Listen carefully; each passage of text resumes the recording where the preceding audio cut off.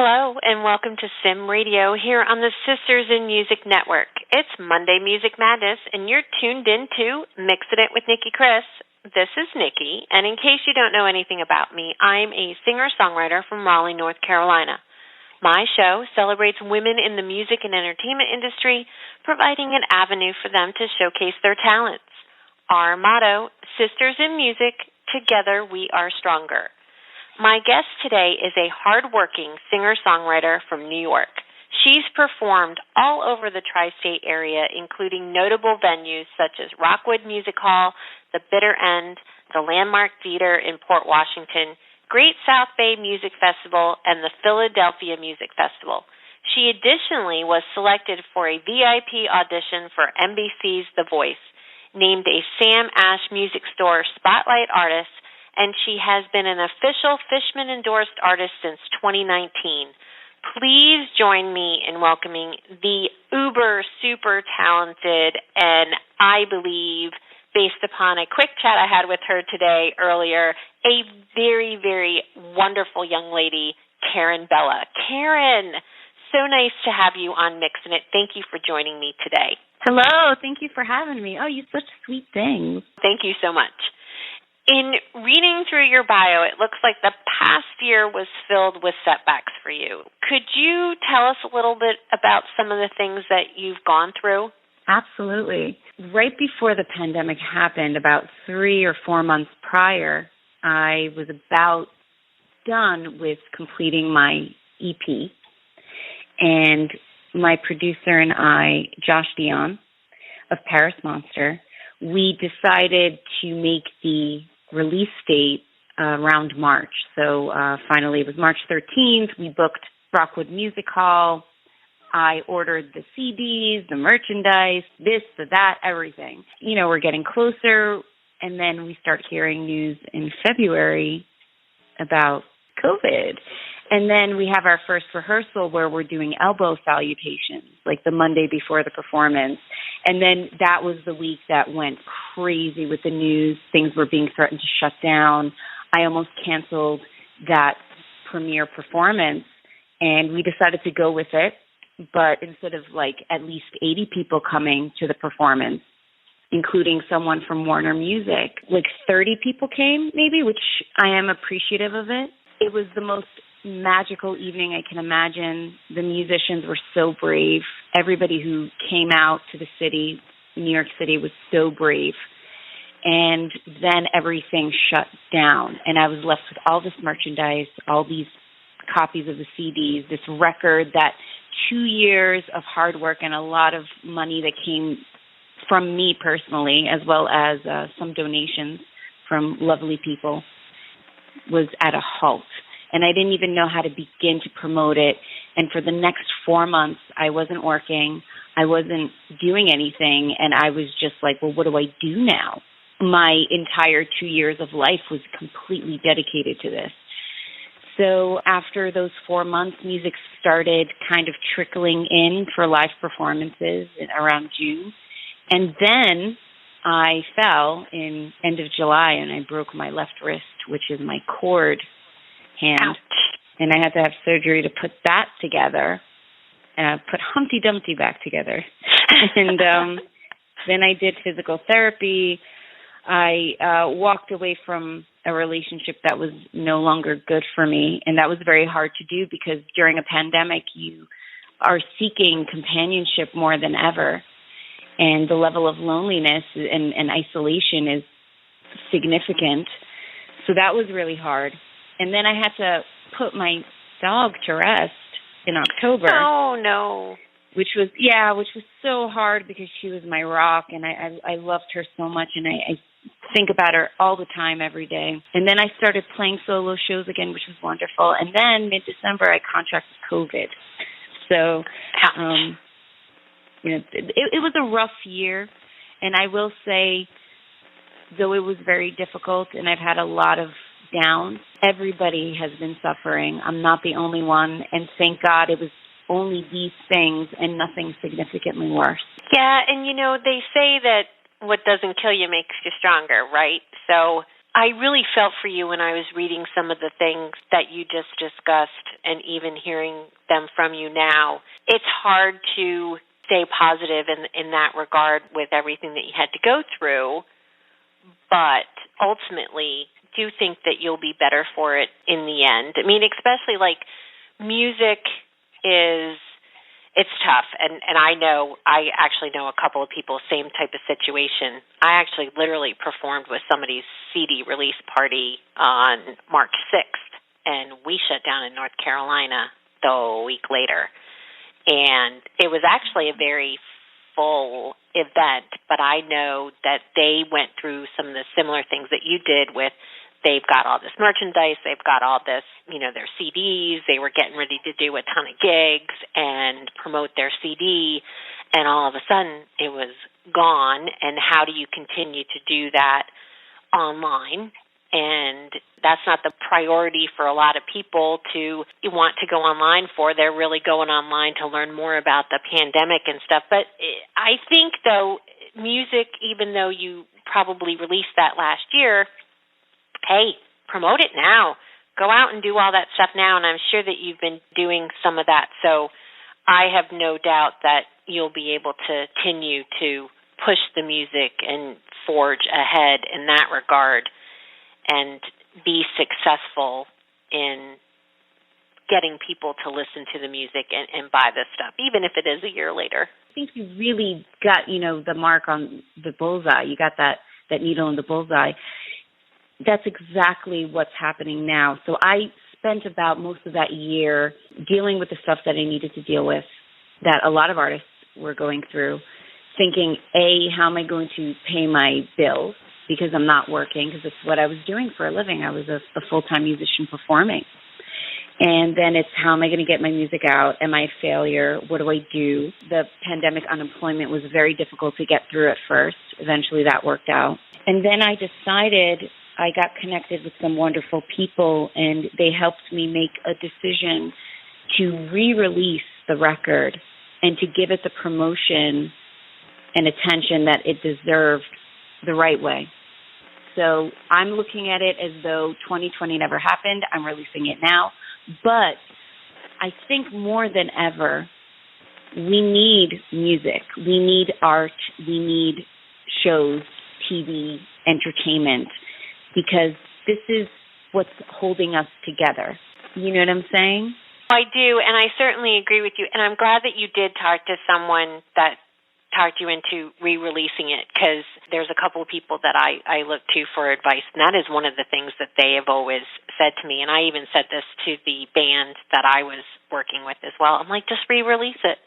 I'm like, just take it down, make a couple modifications, pop it back up there. You're done. I mean, it's very easy to do that, and it can get the focus and the promotion that it deserves now. So I'm so happy to hear that you were able to do that. And I think it's going to be spectacular, because I know that you brought a couple of songs with you to share with us. So I would like you to talk a little bit about the Selftitled EP, and can you tell us about its creative journey, what it's inspired about? Sure. So all the songs were written at different times throughout the last 10 years of my life. So Fly, which is the first song on the record, I believe was written in like 2010 or 2011. And I remember my brother, when he first heard it, he was like, oh, that kind of reminds me of like a Tom Petty feel. And I was like, wow, thank you. I love Tom Petty, the late, great Tom Petty. And the other songs came as time went by. I would have experiences, or something would trigger me to write something. Like Indio was from pure imagination, but it is something that I want to do. I do want to just get in my car and take a road trip out to Indio, California, meet the people, and check out all the music that's played there, because that's really the city of festivals. Things like Needle in the Hay, Good Morning, inspired by relationships, experiences, as well as Jack Honey. And San Andreas, for example, that's a relationship that was very traumatizing. I'm sure a lot of people can relate to the lyrics in the song that discusses someone who betrayed you and how it shattered your world. So these are like little snippets of my life, in songs or things that I want. Now, the journey of the record is very interesting. I originally was going to self-produce everything, and a good friend of mine, David, invited me to a jam in upstate New York. Kind of upstate, actually. It's more Westchester. And he's like, hey, it's going to be a jam night of funk music, and we're going to have a special guest there. And I was like, all right, that's cool. And I go there, and I see the house band and the special guest, and I just remember thinking, oh, my God, this guy is unbelievable. I met him. His name is Josh Dion, as I mentioned his name before earlier. And little did I know he was going to be the producer of the record. I just remember upon meeting him that there was something significant about him that I needed to stay in touch with him.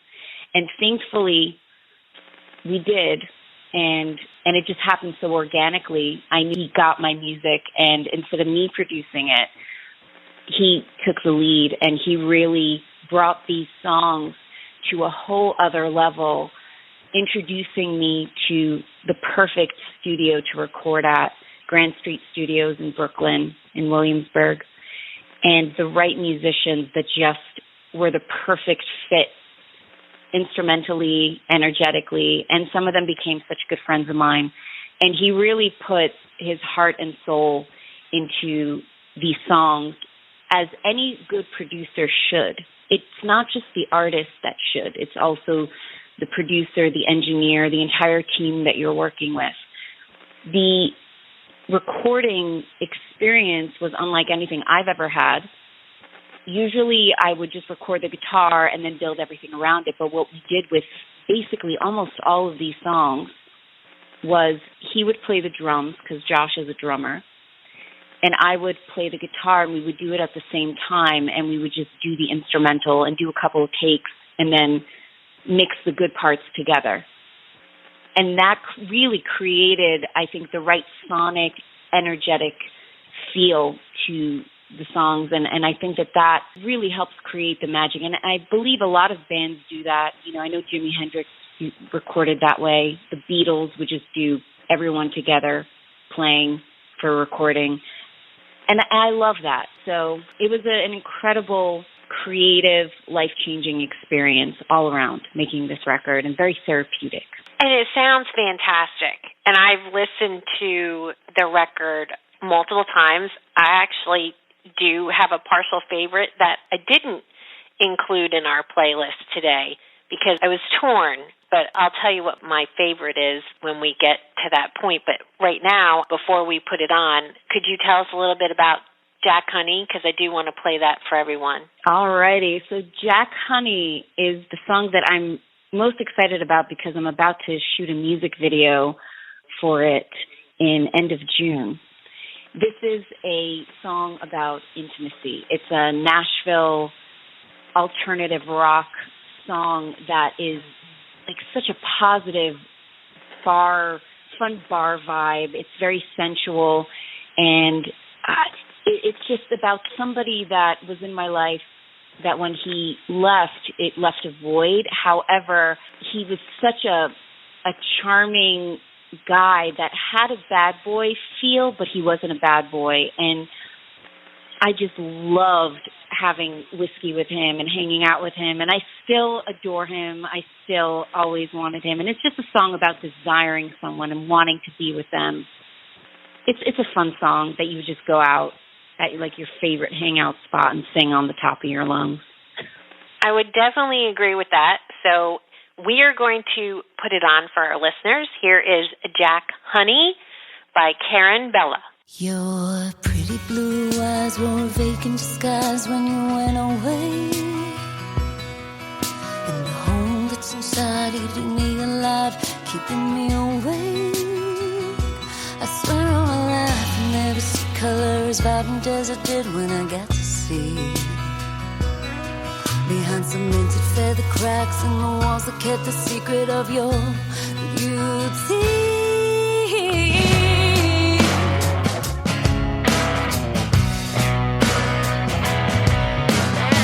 The little lies that we kept in stride on the index page, and the haunted long nights that we got to find the difference of our age. And I want the others to know how we got matches in every way. Didn't want my lovers to know, but see the ups and downs and in and out and in between the clarity. You're not a cowboy, but if you were, you'd be Billy the Kid. You're not an outlaw, but if you were, I'd be your pistol switch. Give me a shot of Jack, honey, honey. Give me a shot of you. Give me a shot of Jack, honey, honey. Give me a shot of you.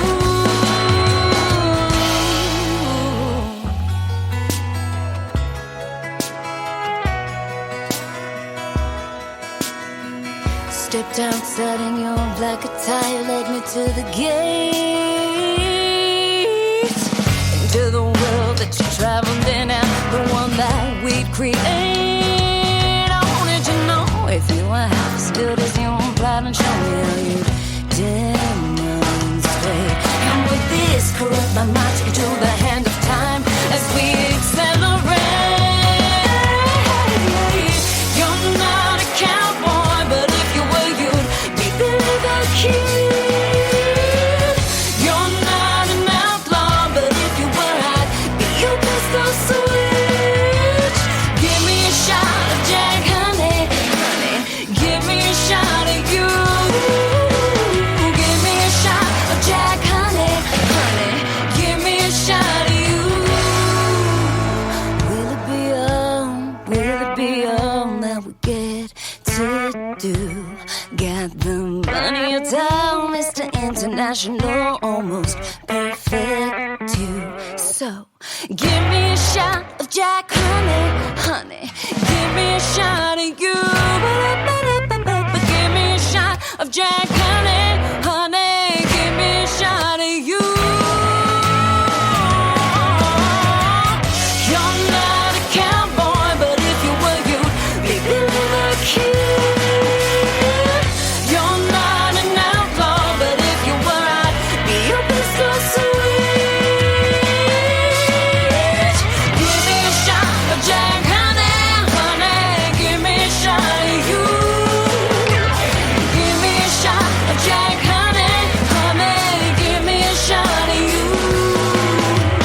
Give me a shot of you. Give me a shot of you.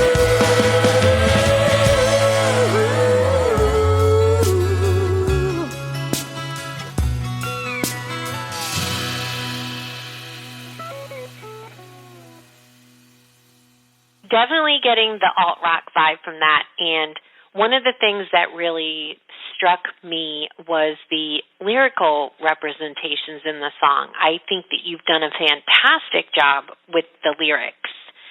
And I know that you have hopes at some point, maybe Jack Daniels, the whiskey company, will hear it and potentially put it in their commercials. So I'm going to keep my fingers crossed for that, because I think it is absolutely perfect for something like that. So excellent. Wouldn't that be something? I really hope so. That would be great. That would be great. Can you tell us how you got your start in music?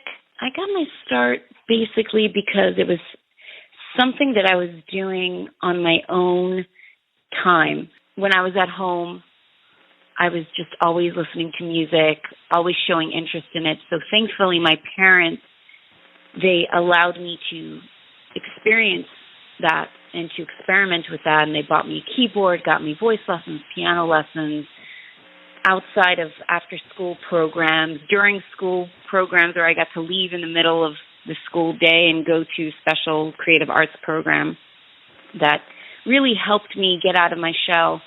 And I just continued with it as time went by. I really didn't sink my teeth into a musical writing career as much as I did in my earlier childhood until I went to college. It takes time to get to know yourself and know who you are. And I think that it was really important for me to experience a full childhood and a full teenagehood and to really go into this field when I'm more put together. Sometimes, I've seen, not that I think there's anything wrong with being an actor as a child or a musician as a child and into your adulthood and onward, but I think that knowing who I am, I had no clue who I was. I didn't know what my sound was until just right after college. So that's really how I got my start, but I started doing things early. I read that you started writing songs very, very young, but it's interesting that you said that you kind of really didn't get into that maybe, real deep until later. And I had similar experience. I actually started writing in high school, but I feel that now I write much better than, well, obviously, high school versus being older, you definitely grow in between. But pulling from personal experiences, and that's what I think is very authentic and honest in the songs, particularly on this album, is you can hear the life experiences in several of the songs. So I think that it was great that you gave yourself some time to figure out your sound, figure out where you might want to put your niche, so to speak, and then pull from your experiences and write. I think that has definitely shown through, specifically in this current EP.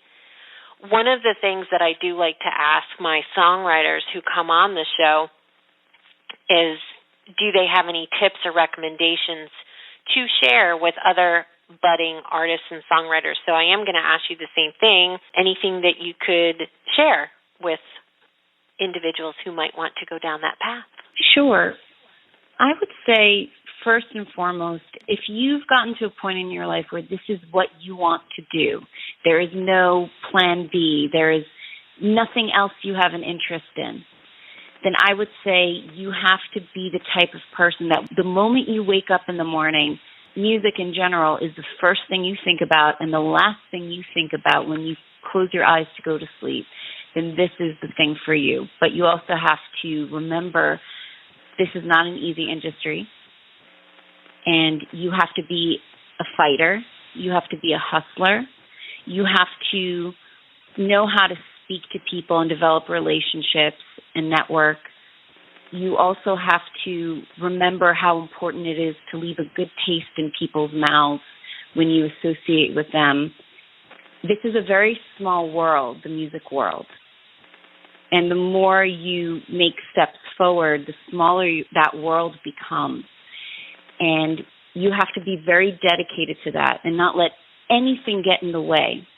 No toxic relationships, no negativity of any kind. You have to always keep your eye on the prize. This is an entire lifestyle. If you are only willing to do half the work, then it can be a hobby. But if you want this to be your entire life, this has to be your everyday, moment-to-moment thing, almost like you're a doctor that's on call all the time. Yeah, I like to equate being in the music business as you're running your own business. You're an entrepreneur. Mm-hmm. So I can certainly relate and emphasize exactly what you've just stated. It is you're CEO of your own, yes, you are CEO of your own organization, your own company, and it is a lot of work. It is 7 by 24. It is 15, 16, sometimes more hour a day, whether it's writing, recording, social media, reaching out to people, and all of that fun stuff. So, yeah, great advice, great advice. Would you like to collaborate with anyone? Is there anyone that you have eyes on, so to speak, collaborating with that you'd like to share with everyone? Yes, I'd love to collaborate with John Mayer. Oh, nice. Love him. Why John Mayer? I just love everything he does. I think his songwriting is so tasteful. His blues vibe mixed with a songwriter pop tastefulness. There's something magical and sweet about his voice, his songwriting, the chords that he uses, and he's a very talented guitar player. He's producing his own stuff more, and I just love his music from the beginning of his officially released career to things from today that he's releasing. I also love his personality that he has created on social media, and he seems like just a wonderful person to collaborate with, and I hope that I can get to a point where he's like, yeah, I'd love to work with you too. That's awesome. I don't know that I follow him on social media, so I may have to check him out, but I've seen him a couple times, been in the stage band. I've been to the Grammy Awards a couple times, and he's participated in the stage band a couple of times, and it's been really fun to see him perform, not as John Mayer, but as part of a collective group, and it's been really interesting and unique. Yeah, he was the show band a couple of times, and it's been really unique and really cool. Like, that actually is one thing that has stuck out to me, and he seems like a really down-to-earth guy. So he's not one that a lot of people mention, so I'm really glad that you've mentioned him as somebody that you'd like to collaborate with. That's awesome. That's great. So that's funny you say that, because I can't imagine people not mentioning him. Yeah, it's funny. A couple of people that I've talked to when I've asked this question, they mention like older artists, like Tom Petty, right? You mentioned Tom Petty before. It's kind of one of those questions of, sometimes people do pick individuals who are no longer with us as, I would have loved to collaborate with this person. But I get a lot of some of the country artists that I've talked to, they tend to lean more towards more of the more established country artists. Pop artists tend to lean more towards, I've heard Taylor Swift, I've heard some of the other Phineas, those types of collaborations. So this one, I'm actually really glad that you mentioned him. And you know what? He fits with your style, at least the style that I'm getting and the vibe that I'm getting from your EP. I definitely could see a collaboration between the two of you, because I definitely think your style fits. Awesome. So hopefully, yay! Yeah, hopefully, you never know. Maybe I'll tag him in some of the promos and be like, John Mayer, take a listen to this one. We'll have some fun with it. We'll do that. But we're going to take a quick short break here for a word from one of our partners in podcasting. This is the fabulous Grace Garland, and we'll be right back on Mixing It with Nicki Kris here on Sim Radio. Hi, this is Grace Garland, and you're listening to Mixing It with Nicki Kris on the SIM Radio Network. Check out my new single, New York Attitude, now on Spotify. Sisters in Music. Together, we are stronger. And we're back on Mixing It with Nicki Kris on the Sim Radio Network, and my fabulous guest, the multi-talented singer-songwriter Karen Bella. I would like to get back to your EP. Obviously, we've re-released it, so this is really great. You mentioned that you're getting ready to do a video for Jack Honey. What else? Online shows, any type of touring planned? What other plans do you have for this? Right now, I'm applying to some festivals, and we'll see if I get into the mix. And if not, you just keep going, you keep applying. I am performing at least 3, 4, 5 times a week in different places in Long Island, New York.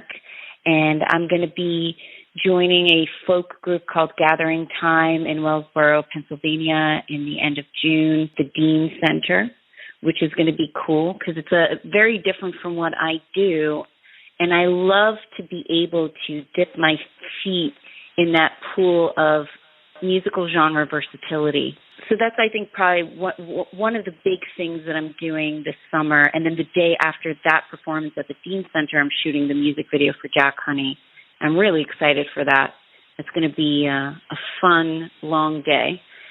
And I'm just putting this record out there. In fact, this EP hit the charts for the Folk Alliance International Folk DJ charts, and it hit number 30. My music is not folk, but there are folk elements to it, and I think that that's a big accomplishment to reach number 30 when my music is not really folk. So I'm really proud of that. No, that's awesome. Congratulations. I had no idea. That's great. Thank you. Yeah, I just found this out like a few weeks ago. Oh, that's fantastic. But I do get a little folksy vibe, though. I do. And it's great that you like to stick your toe into different types of genres and even different performance collaborations, if I call them, or working with different artists and different musicians as you perform, because it just opens up versatility and allows you to be a little bit more flexible in what you're doing. And that is actually something that really interests me. I have always been the first one to say there's certain genres that I just don't feel that I do really, really well with, but I do like to explore various genres. And I think it's great when artists have the ability to do that and just pop in. And, you know, maybe one night it's more of a folk laid-back singer-songwriter type of style, and then the next night you're able to go out and do some alt-rock and rock it. And you have a very strong voice, and I can certainly see you being able to be extremely versatile and do different types of performances. So I just think that's awesome. Oh, thank you so much. I really appreciate that. The fact that you are a singer, so you understand this, you get it. I do. And that's one of the reasons why I started doing this podcast, is because I love talking to other songwriters. I love talking to other artists, and I love learning, you know, what inspires them, what makes them tick, because I use it as a learning tool for myself, not just for my listeners, but it's important for me to, like you said, network, build those relationships, because one of the things that I also do, too, is I kind of use this as I'm interviewing you, but I'm also really interviewing you, because I'm an artist myself, and I want to do collaborations, and I want to expand and do different things as well. So I use it as a tool to say, that might be somebody that I might want to work with in the future, because they have the same ideas as I do, or they have the same philosophy that I do, or they're very versatile. They are able to work in different genres and play multiple instruments. And that's one of the reasons why Sisters in Music was formed, too, to kind of build those relationships and provide an avenue to have these types of conversations among, you know, women in particular, but let's just say artists and people in the music and entertainment industry. So I think it's great. It's fabulous. It's important for females to support one another. Sorry if I interrupted. It is. No, don't worry. It is. And I completely agree with you, and often we sometimes are our own worst enemies. Yeah. I'm sure you can relate. Yeah, of course. Let's talk about another track for the EP. So I would like to play Indio, because I thought it was a really, really cool composition. I'm really glad that you talked about what the song was about, because I, like you, also have aspirations to do that California drive and go to some of those music festivals. So I really am excited about playing this for everyone.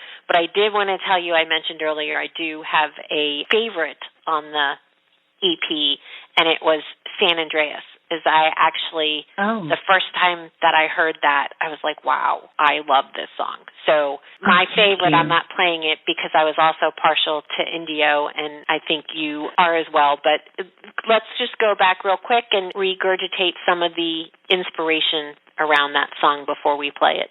Sure. So this is like a really upbeat driving song feel. It has that road trip feel. And it discusses the adventures of taking a solo road trip to Indio, California. And I remember when I was getting the melody in my head, I was singing to myself, "Today I want to go to Indio." And I'm like, what the heck is Indio? And I looked it up, and I'm like, oh, my God, it's like a real place. And that's where they have, like, all the music festivals and all the things that go along with music festivals, all the good fun and the token and things like that. So I said, how cool would it be to write a song about just getting in my car, putting my suitcase in my back seat and just driving alone somewhere and being adventurous on my own and just having fun. So that's what the song is about. And it is awesome, and we are going to play it for everyone. So here is Karen Bella with India.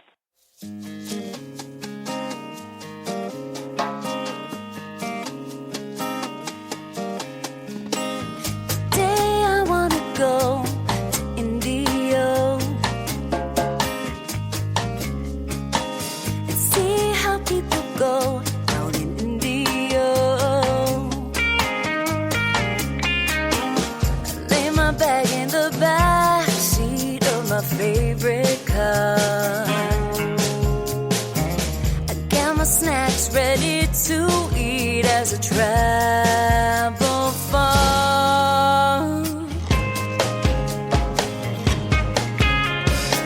Today I'm on the road to India. I'll catch all the shows out in India. I can't wait for that moment where I get to stay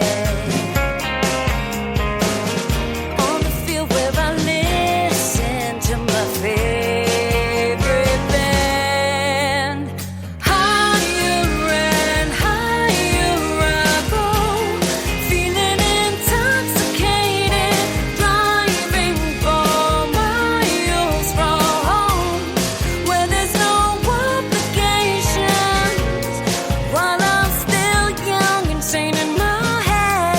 Nothing is complicated. Higher and higher I go to India.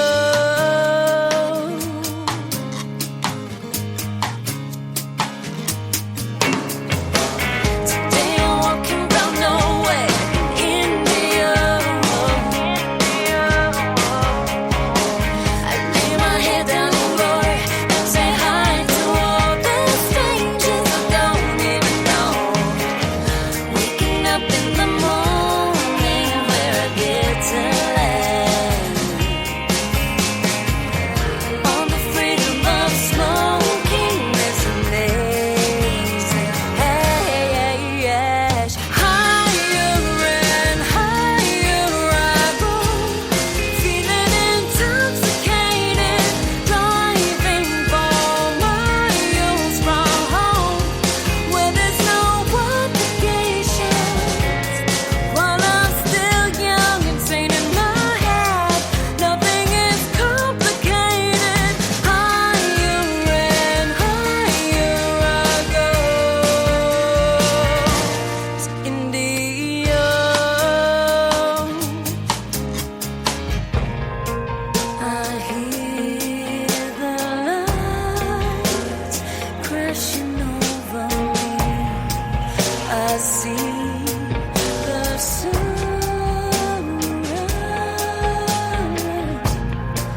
thunder ignites, stars are shining, lucid rhyming in the dark. Twilight now. Higher and higher I go, feeling intoxicated, driving 4 miles from home, where there's no obligations, while I'm still young and sane in my head.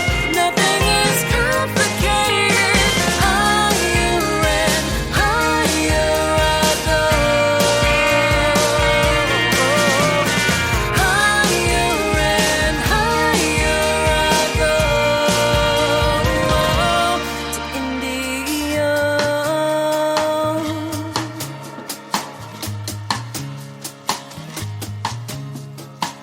Today I'm on the go in India.